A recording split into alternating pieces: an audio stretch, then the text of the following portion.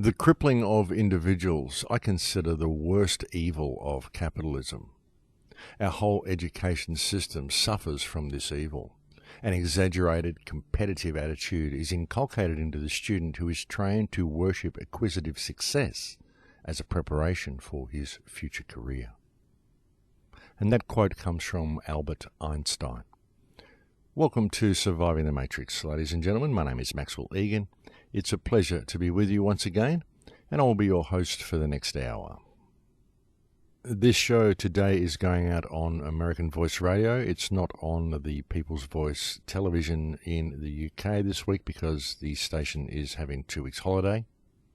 And so for those of you who are watching the presentation on YouTube that will go along with this radio show, that's why there has been no intro this week. This is just kind of a fill-in show, ladies and gentlemen, and it will probably be the same next week, and then I'll be back to the same television format for all subsequent YouTube clips for the rest of the year. But this is a special American Voice Radio presentation, and so I thank all of you regular listeners for joining me on the air today. And so, yes, folks, returning to the opening quote, acquisitive success, acquisition. We're trained that really that's what life is about, isn't it? It's all about acquisition, and that we should spend our lives collecting stuff, and the more stuff we get, the more worthwhile we are, and at the end of our lives, the one with the most wins. Of course, nothing could be further from the truth, but this is the mentality that is drummed into people from a very early age. And this mentality, this belief that the economic model is real and it is a mechanism by which we should judge ourselves, is one of the main causes of all the problems that we see in the world today. And this is something that I've spoken to you about many, many times, and so there is no real point in me reiterating what I've already said to you so many times, but I do think that was a wonderful quote made by Albert Einstein, who noticed that this was the training people were receiving way back in the 1950s when he made that statement. And times certainly haven't changed, folks, and the state of the world today is a direct result of this mentality being ingrained into people. And even if you look at it on a macrocosmic level, not so much on a community level, you can see that this is the reason we go to war with other countries. It's about acquisition. We judge our own country by what our country controls, what resources our country controls, and essentially what other countries and therefore what people our country controls.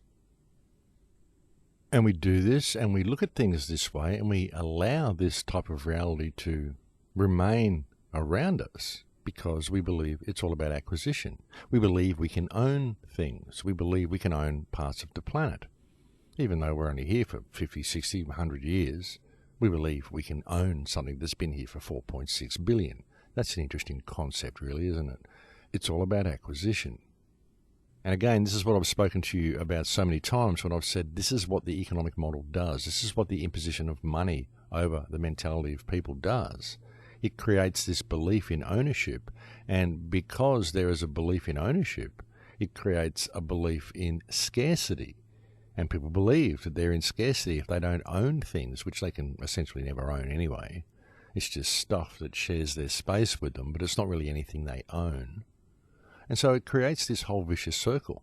And so it is the monetary system itself which has created all of the problems, has created all of the scarcity, and has therefore created the need for acquisition, the need for profit, the belief in ownership, and all of the problems that go with it. It's an interesting little cage we've constructed for ourselves, really, folks. It's a mental cage. It's something that isn't real, but we believe it is because we place value on paper. Quite amazing, really, when you step back and look at it. And as I've said so many times, folks, this monetary system, it affects the mind like a psychic pathogen.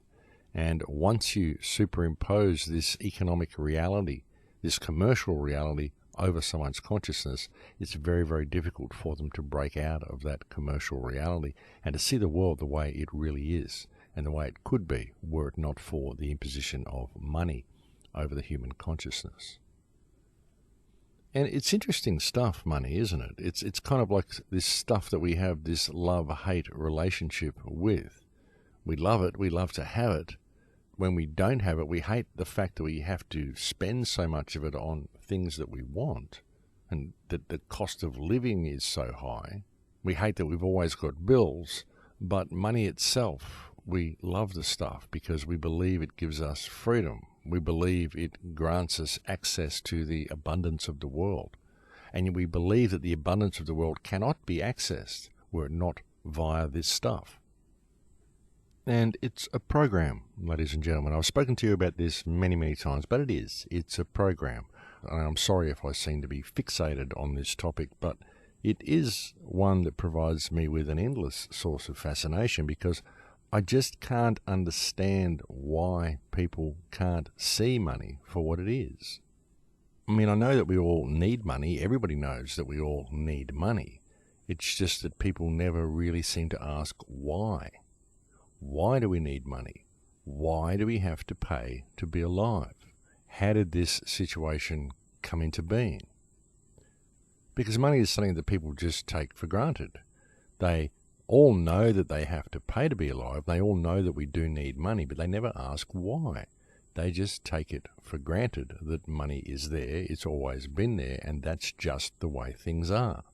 But really, folks, it's the way things have been contrived. Because money, as I've said so many times, is the glue, the catalyst that holds the entire control system together. And sure, we all need it, and that probably isn't going to change any time in the near future.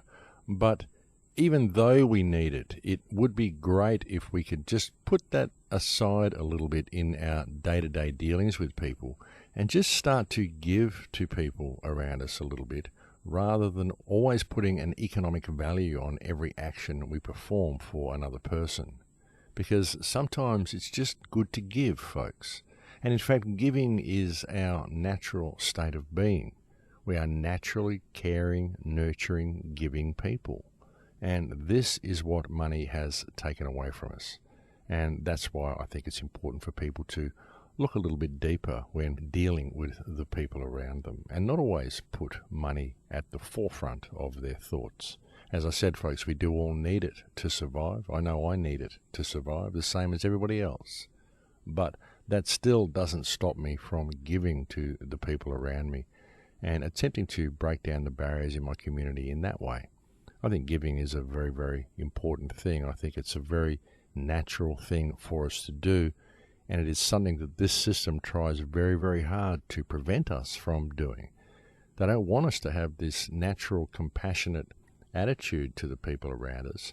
They always want us to see people as a potential revenue stream or a potential source of income, a potential source of profit. That's the way they like to train us to think about people. And again, this is due to the economic model, because we base all of our understanding of society and all of our judgment of our lives and our social standing and the way we view ourselves, everything, all of it is based on the economic model. It's always based on what possessions we've been able to acquire during our life and what our economic value is, because it is this economic value that determines our social standing, all of which are pure fiction. Now, when you look at this economic model and this perceived social standing based on acquisition and what you have been able to acquire in your life, and you look at it on, as I said, a macrocosmic level and apply it to countries, then you can also see how this mentality affects people and causes people to support certain wars that their government may be indulging in. I remember there was somebody in the United States that was interviewed years ago, and they asked them about America's stance in Iraq. Their main response was, well, we need that oil, and that is our oil because we discovered it, regardless of whose country it's in. And again, folks, it's all about acquisition.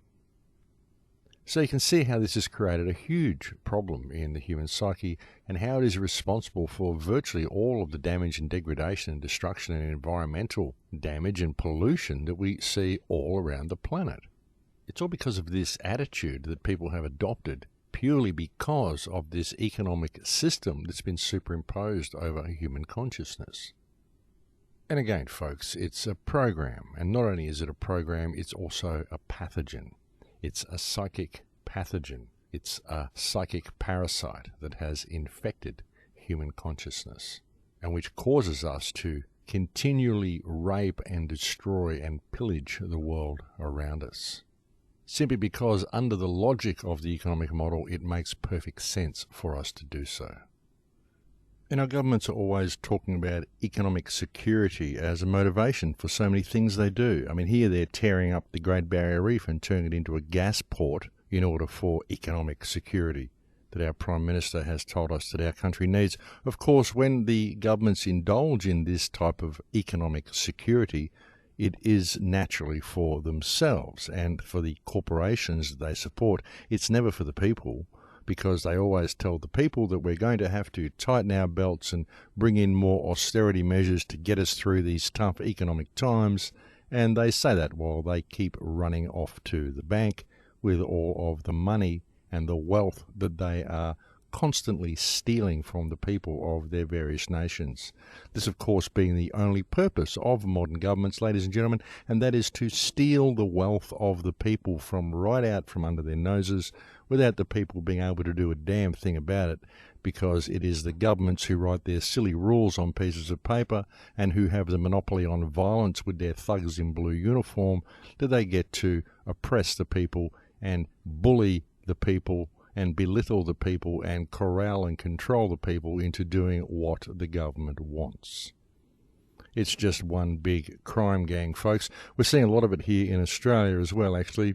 We're seeing a huge loss of rights in Queensland, Australia. Police in Queensland have been given unprecedented powers to abuse the people with.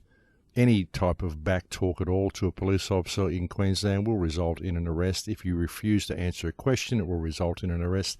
And this is all, of course, to prepare the country for the arrival of the executives of the global slavery system when they meet here in Queensland, Australia for the G20 summit in November 2014.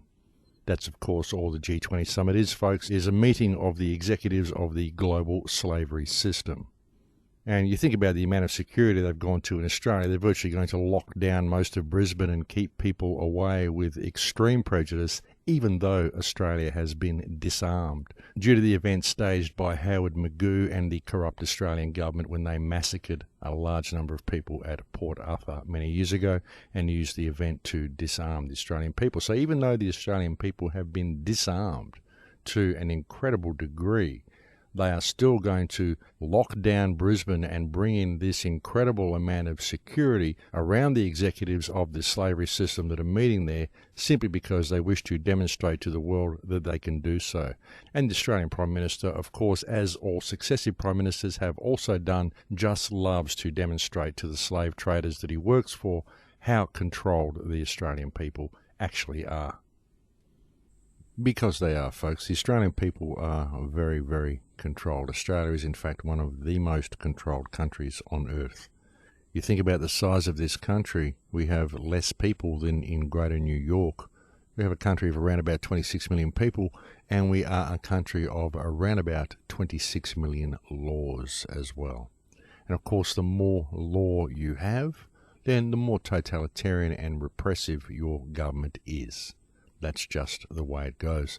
And that's what they do, folks. I've spoken to you about that before as well. They bring in laws for everything, thereby making everything a crime. If you have a lot of crime in your country, it's usually not because you have a country of criminals, but because you have a country of excessive legislation. Because every law that is created thereby creates a new crime. I mean, most crime is essentially created by government on purpose in order to extract revenue from the people. Again, folks, that is the purpose of governments, to milk the wealth of the people, and the most effective way of milking the personal wealth from your population is through revenue. And you do that by enacting more and more legislation, making almost everything a crime. Thereby you are able to find people and steal their wealth. And this theft of wealth is unfortunately the main purpose behind legislation that is enacted by government. They enact legislation not to keep you safe, but to create a new revenue stream. And they do this, of course, under the guise of protecting the population, when really all they're doing is protecting the banking cartels they work for and impoverishing and discarding the population. And again, folks, it all ties back to Agenda 21 and the UN depopulation plan. And speaking of Agenda 21 and depopulation, very interestingly and very sadly, we saw the death of Paul Walker, one of the stars of Fast and Furious, who was very much involved in relief and aid efforts that were being undertaken towards the people in the Philippines after the typhoon they suffered. Paul Walker recently discovered and was making noise about the fact that some of the food aid packages that were being sent to the Philippines had been detected to contain sterility agents, and that much of the food aid that was being sent there was actually designed to sterilize the people who received it.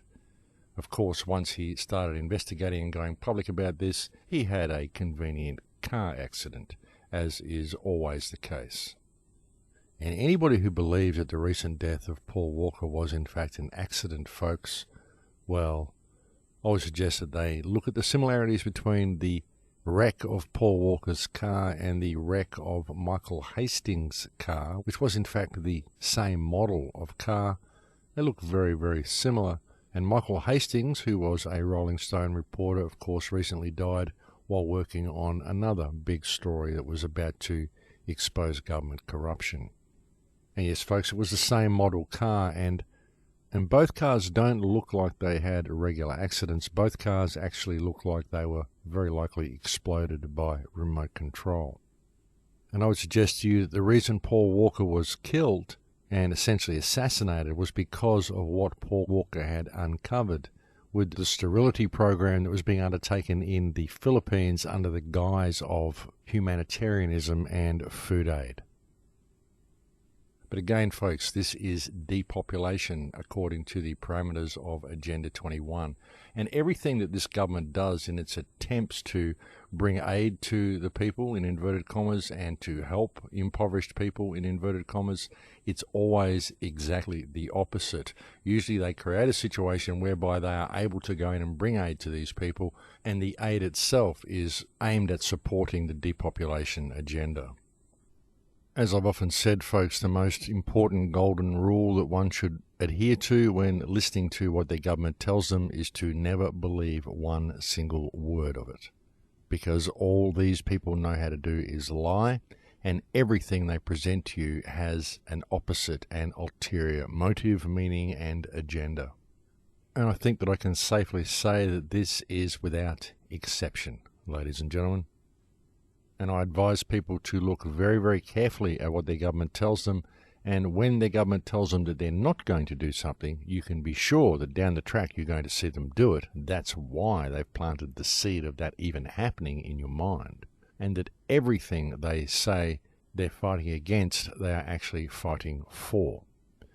And look at what we do with everything we do fight against, folks. We declare war on it. We have a war on drugs, a war on pollution, and all it does is create more of a drug problem and more pollution. We don't ever seem to have a war on poverty or a war on homelessness, but we do have things like the war on drugs all the time. And folks, the war on drugs is not a war on drugs, it's a war on impoverished people who use drugs, most of which seem to be supplied by government agencies anyway. I mean, just look at the amount of heroin that is floating around the planet now since the coalition of the criminally insane took over the Afghani poppy fields. This was, of course, one of the main reasons the coalition of the criminally insane went into Afghanistan to begin with, folks. It was to take control of the poppy fields because the Taliban had actually stopped the poppy fields. They'd burnt them all, and there was no opium and heroin coming out of the Golden Triangle for the first time, like, ever. And so the United States economy began to collapse because the United States economy is being floated by CIA drug money. And so there was a desperate need to go into Afghanistan and to get the poppy fields up to full production. Quite noticeably, you'll find that the opium and heroin coming out of the Golden Triangle now is 4 to 5 times that which it ever was before the coalition of the criminally insane took over control of the Afghani poppy fields.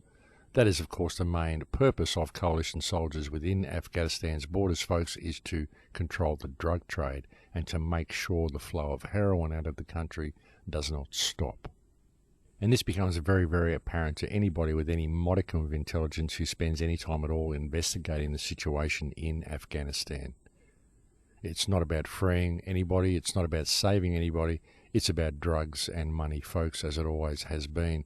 And the reason that they went into Afghanistan to help the terribly oppressed women, this was also contrived, folks. If you look at pictures of Afghanistan before the West got involved, what you find is a progressive nation.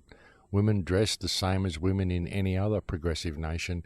There was actually no problem at all in Afghanistan until the West decided to go in and stir the pot and get involved in a situation which had nothing to do with them, and they did so in order to control the resources, namely drugs, that come out of the Afghani poppy fields. Heroin is the United States and UK and probably Australia as well. It is their main interest in Afghanistan, folks. It isn't anything to do with people or any other type of resources. It's all about heroin. Because, as I said, the heroin trade and the drug trade is what is actually floating the US economy, and it has been that way for a great many years, ever since the Iran-Contra situation erupted in South America many, many years ago.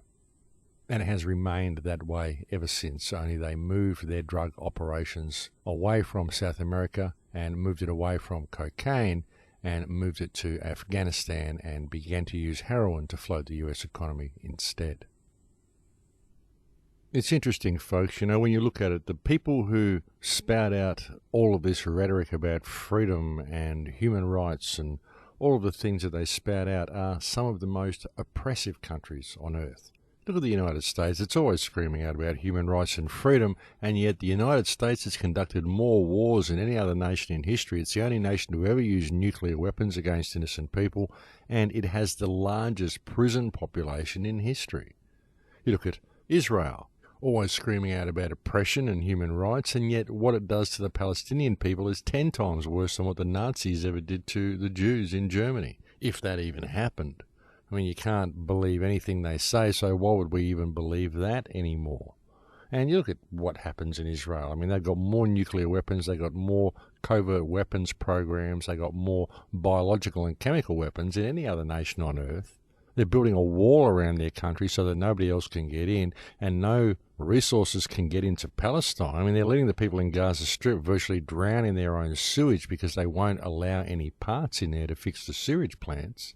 They've closed all the tunnels and not allowing the people of Gaza to have any more than 3 hours electricity a day. And then you've got all the human trafficking and body parts and pornography that comes out of Israel. It's virtually leading the world in body parts, slavery and pornography. And yet all it does is scream out about human rights and how they're God's chosen people and they need to be protected at all costs. And they say that while they say that if anybody ever does threaten us, we'll take out the entire world with us. We've got missiles that we've got trained on every single country on earth. And if we are ever threatened, we will exercise what we call the Samson option, and we will bring the whole world down with us. And that is Israel. So again, folks, you can't believe anything these people tell you. You can't believe any of the rhetoric and lies that our government tells us about how much they support freedom, because if you look at their actions, then it becomes very, very clear that exactly the opposite is true. I mean, if our government supported freedom, they wouldn't be bringing in so many laws and taking our rights away from us. And look, they do this because they say they're keeping us safe. We need to take more of your rights away in order for you to be free. It's this ridiculous reverse psychology that they use, and people just buy into it.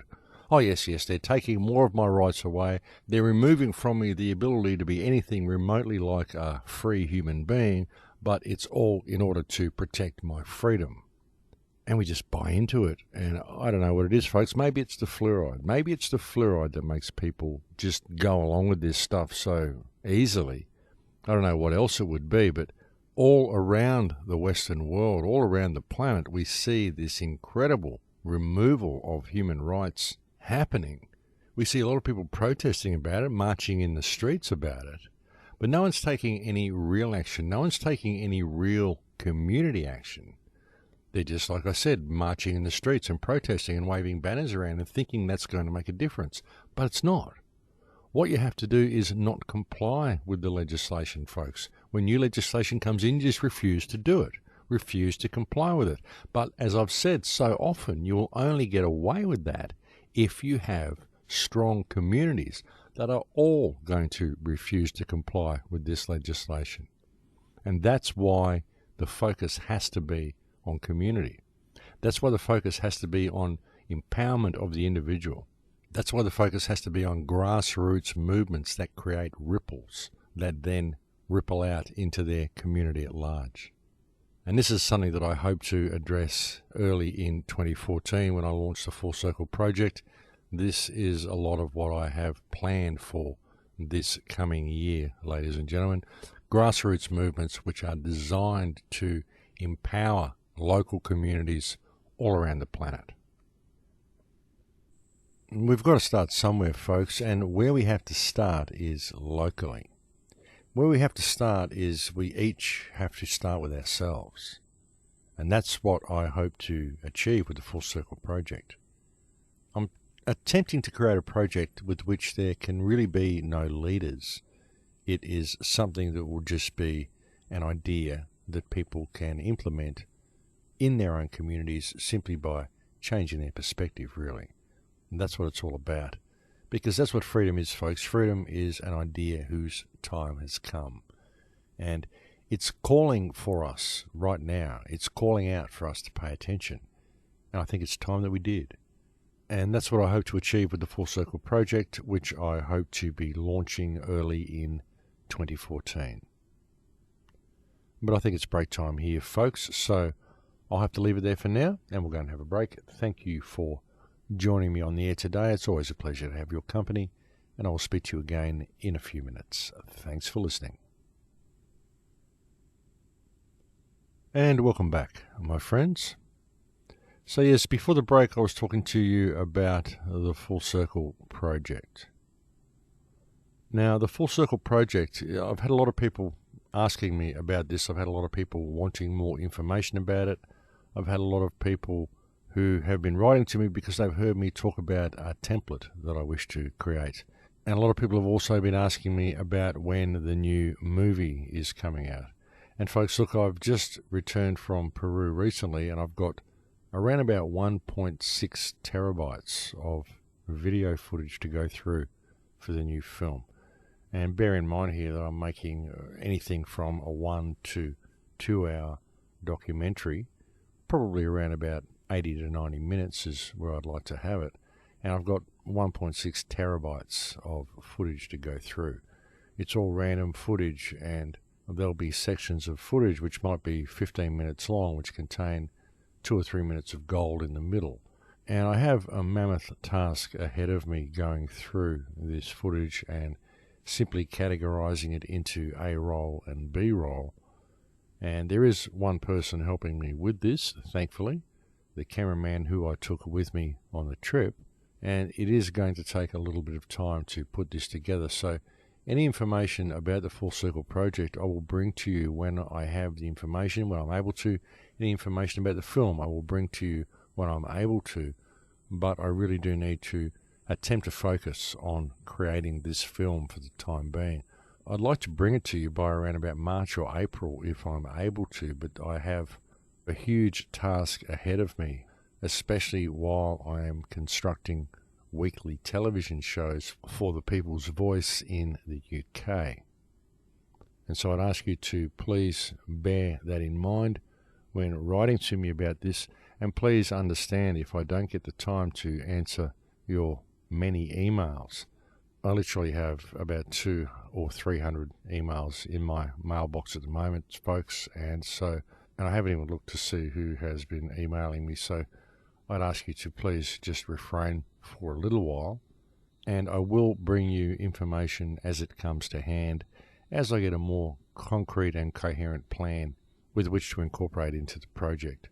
I also have speaking dates coming up in February and March of 2014, and so I've got stuff I need to focus on for that as well. So I've got a lot of things on the burner at the moment, ladies and gentlemen. I do intend to launch the Full Circle project this year, but I simply need to take care of certain commitments that are on the table right now before I can bring you any more information about it. Suffice to say, I do want the project to involve workshops that can be implemented in communities right around the planet. I also want it to involve a plan to buy back sections of Amazon jungle that are currently under threat from logging companies and plantation companies and just industry in general, because there's an awful lot of that going on in the Amazon. And there are communities in the Amazon that really do depend on people in the West getting involved, because it's Western companies that are doing a lot of the damage. And if it isn't Western companies, then it's Western influence that has created the need for the companies that are in there to be doing the damage that they're doing. Because it always goes back to supporting Western interests. It always goes back to supporting the economic model. And so I think that's something very, very important that we need to pay attention to. And I've got a really good feeling about the Full Circle project. I've had a lot of very positive responses from people, and I've just got a gut feeling. I've got an energetic feeling. I've got this intuition that tells me that this project is going to work. This is going to be something that will make a difference, because it's something that people are going to want to get involved in. I really believe that will happen. I believe that people will want to be involved in this project because it's going to be something that they have input into creating. Because I can't do it on my own, folks. I need input from everybody. But we've got to create it in such a way that it can't be co-opted. That's why there can never really be any leaders in this project. Sure, there could be spokespeople, such as myself. I'm happy to go and speak anywhere anybody would like me to come and speak, and to talk about these things and to help other people understand what the project's about. But there can never really be any leaders in a global consciousness shift, a global shift in perspective, an idea whose time has come. There can be no leaders in any such movement, because it's a movement which is not essentially a movement. It's a movement which is simply a concept. It's simply a shift in perspective, a change in the paradigm. It's simply a natural evolution for human consciousness to go through as human consciousness becomes aware of itself. And that's what's happening. Human consciousness is becoming aware of itself collectively and individually, because all collective awareness must come from individual awareness. This has to happen first before it can happen on a collective level. But again, when it does happen in this manner and the collective becomes aware, then it is the awareness of the collective consciousness which stimulates more awareness within individuals as well, within those individuals that are not yet awake. And that is the power of consciousness. That is how we're doing this, folks.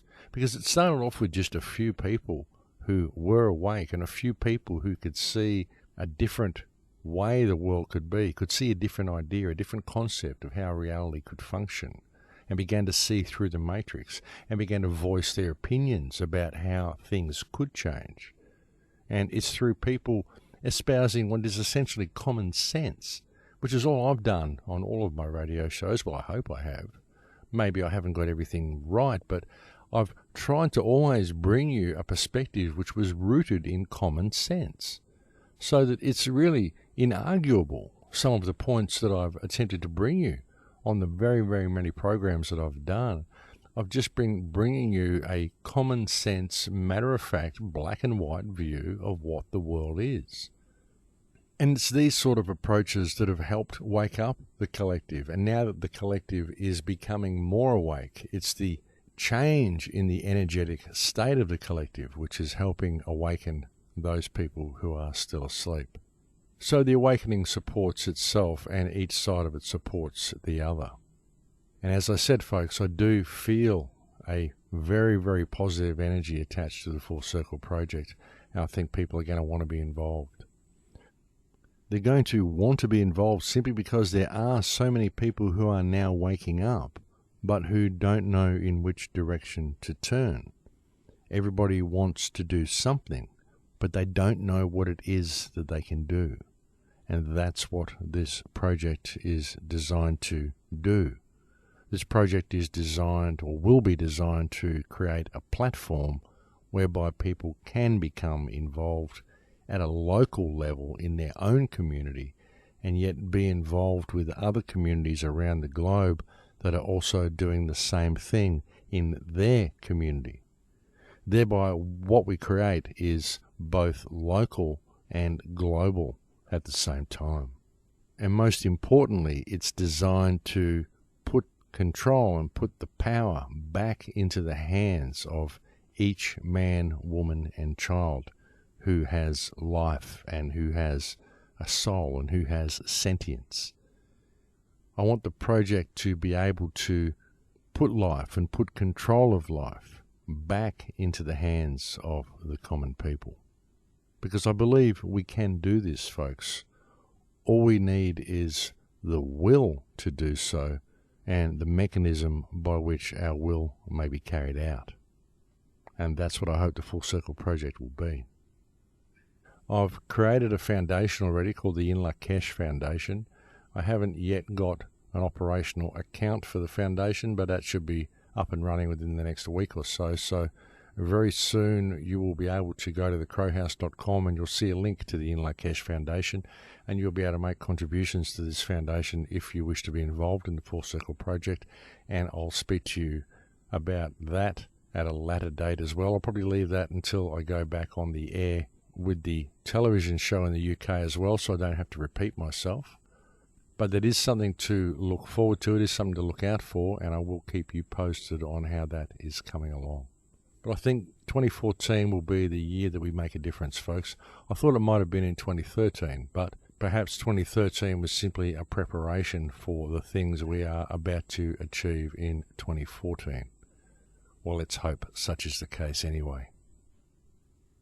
I know something's got to give, folks. I mean, there's so many people that are waking up now. There's so many people that are disgruntled about the way things are going.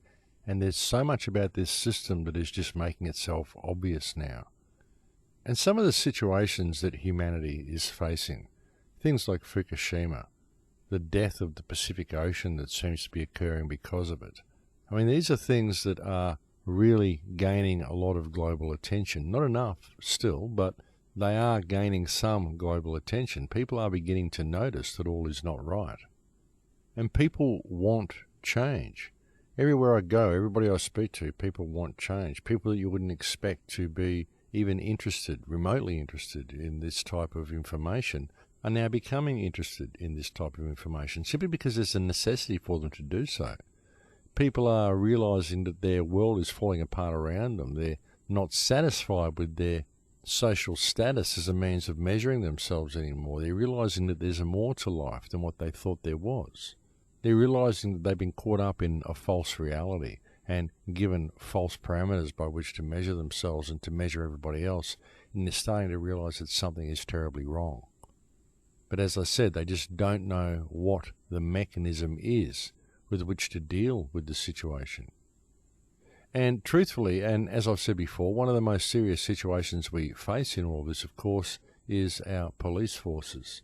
Because unfortunately our police forces simply enforce whatever legislation is given to them, and many of the people who are currently employed by our police departments are simply not intelligent enough to realise that the world is in a serious situation and that we do have problems with our government, and that perhaps they should be questioning some of the legislation and some of the laws that they're being told to enforce. That really is the most serious problem that we face, I think, folks. It's one of the most serious problems that we as communities face when it comes to any action, any type of community action we want to take, even with things such as the Full Circle Project. I mean, we can create community action, but should we attempt to implement this community action, well, we can go up against our councils and we may win against our councils, but then all our councils have to do is walk away and tell the police force to come in and oppress the people. And the police force will do it because they believe they have to, because they believe the written word. They believe what's written on pieces of paper is actually law, and that they have no choice in the matter but to do what the paper says. And that is the unfortunate situation, and that's why everything that I think of and every type of community action that's undertaken must involve empowering the community by breaking down the barriers that individual members of the community have with each other. because it is these barriers that allow the police to get away with what they're doing. It is these barriers that allow the repression and the control and subjugation of the common people, because this could not occur were we to have united and respectful communities that would all stand by each other if there was a problem. And so that's where a lot of the focus has to be, folks, because it is key to our survival. It's the key to everything, having that respect for each other. That is where the solution actually lies. It is in that simple respect that each person could have for the person next door to them. If we could do that, all the barriers would fall away, and when they did so, the entire control mechanism would crumble. And look, I know I've said this to you before. I know I've brought all of this information to you previously. But really, folks, if you can see the effect that having this respect would have upon the world, if you can really see the effect it would have on your local community and thus on the world, then you can see why I keep bringing this same information to you. Because that is the key to the whole thing. That's the key that unlocks the door of the prison. You won't find the key in any paper-based reality.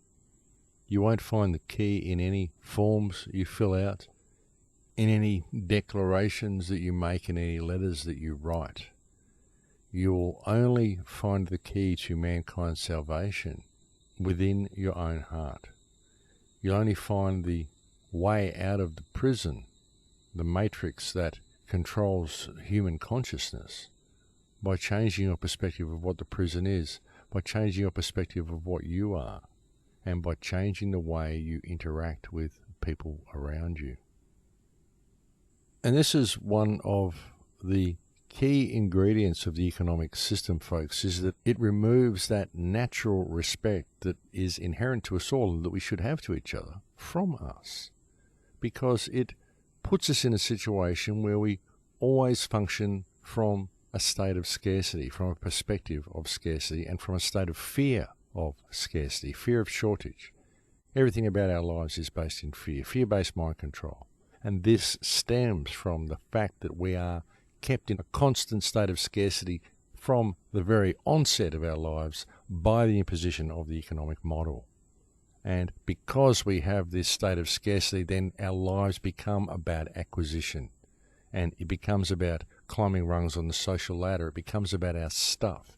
We never get to experience ourselves because we judge it all on the accumulation of external wealth, none of which is real wealth, and none of which leads us to ourselves, all of which is designed to keep us divided from not only ourselves, but also from the people around us.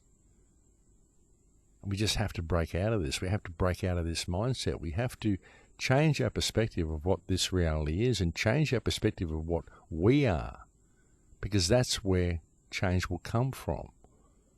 There's no protests and marches. There's no forms to fill out. There's no battle to be waged. There's not a shot that needs to be fired.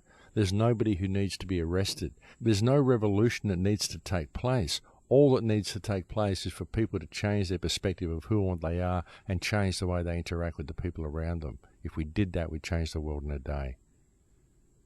And I know it probably gets monotonous, me saying this to you week in and a week out. But that really is the key to freeing ourselves from this situation, folks, because after all the rabbit holes I've been down, and that's what I found. After all the people I pointed the finger at, of all the control mechanisms I exposed and uncovered and shook my fist at and yelled and screamed and wrote articles about, ultimately what I've been looking for the whole time has been myself. It's been by changing my perspective, by changing my heart space, by changing the way I interact with people. That's what changes the world. And when you find that, and you find that golden key, what's the point of deviating from that point? I'm not in this movement, if that's what you want to call it. I don't do what I do because I want to be a rock star. I don't want to bring you new, fresh and exciting material every day. I'm not a sensationalist. I don't want to bring you some type of powerful social and video statement on any of the shows that I do.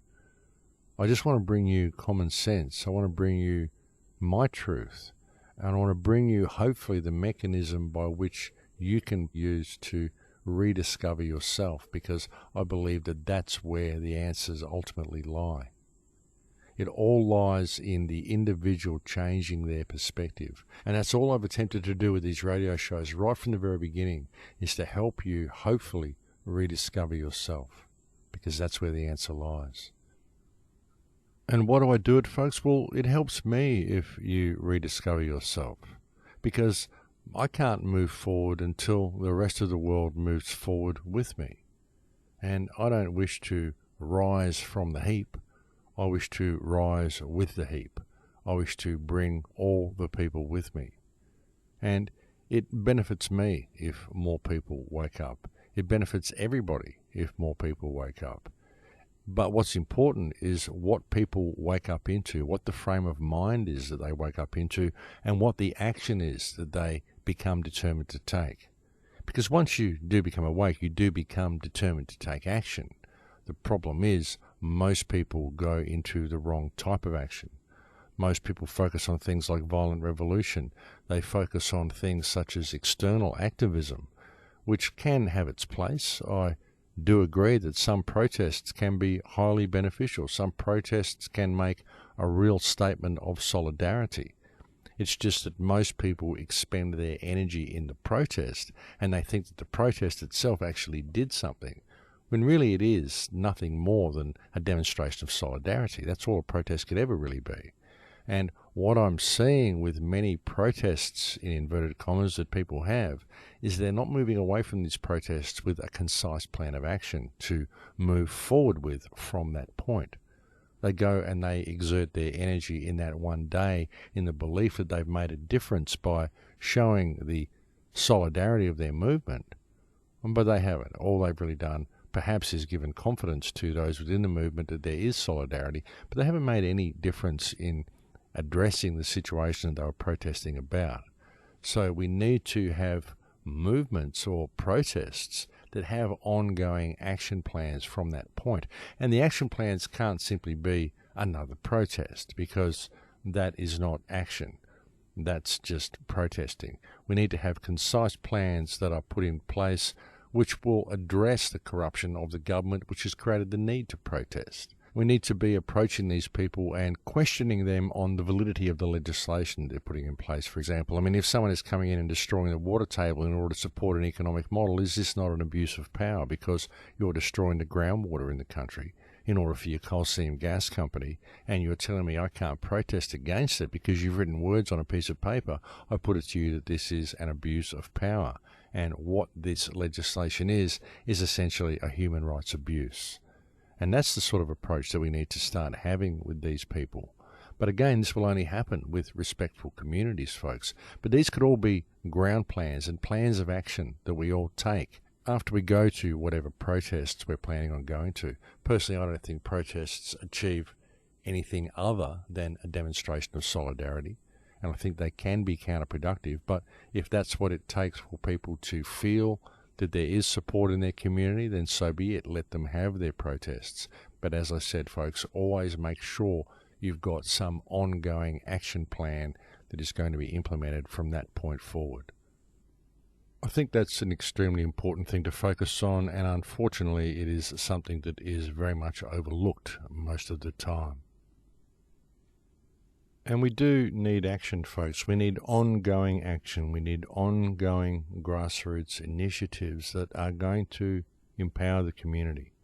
And that's something that should always be the focus in any protest or any movement. If you're joining a movement, folks, if you're joining a Save the Whales movement or a Free the Children from Hunger movement or whatever movement that you're joining, make sure it isn't just all rhetoric. Make sure there's actual people on the ground doing things. Make sure the money's going in the right direction.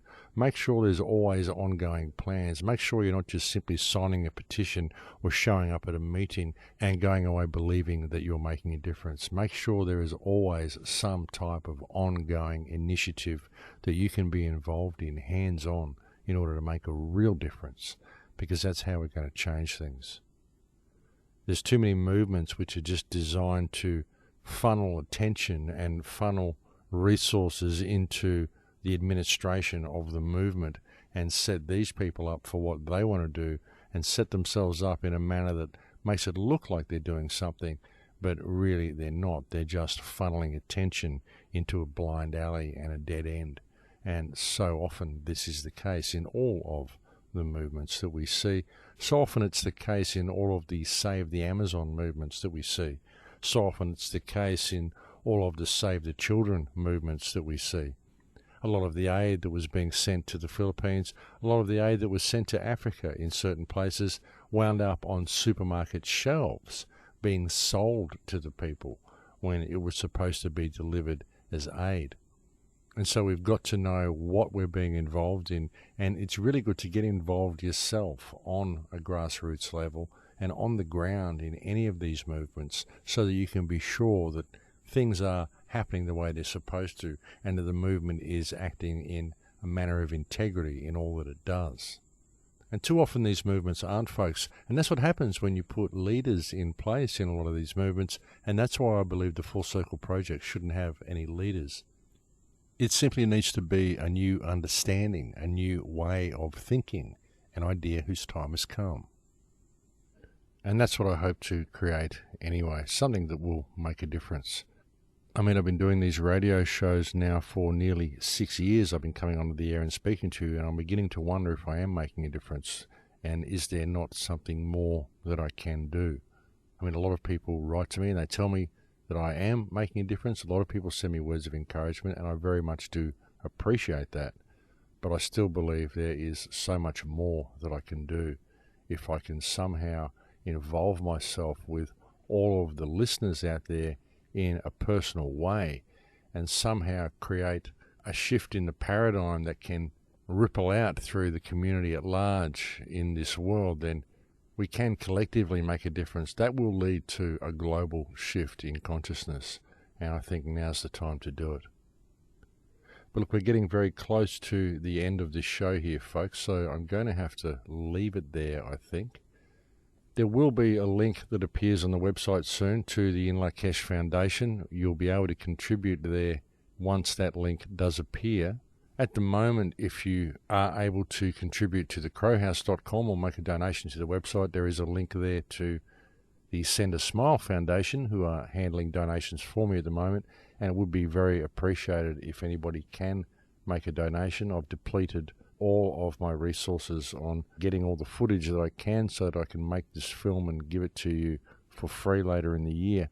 And resources are really stretched terribly thin at the moment. I hate asking for donations, but if you are a regular listener to the show and you would like to see the show continue, well, it really is up to you at this point, ladies and gentlemen, because, as I said, I have depleted all of my resources, and so if I am to stay on air and I am to continue and I am to even finish making the film, well, it will really come up to the people who listen to the show.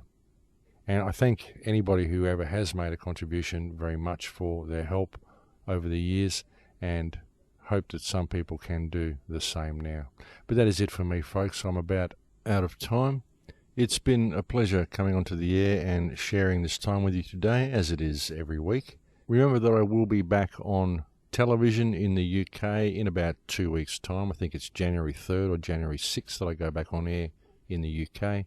But in the meantime, I will still be doing shows here on American Voice Radio. I'll look forward to speaking to you again next week. Please take good care until then. In Lakesh.